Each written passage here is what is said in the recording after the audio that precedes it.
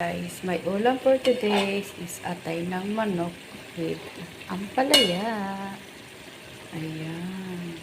Ito yung ulam ko ngayon, guys. My favorite, atay ng manok. O, diba?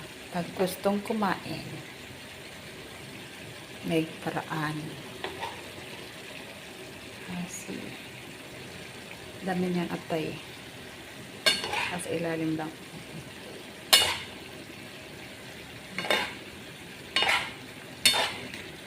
This is my ulam. Gusto ko sa ampalaya. Half cook lang siya. Ayaw ko ng labong. Tapos nalagyan ko siya ng kamatis.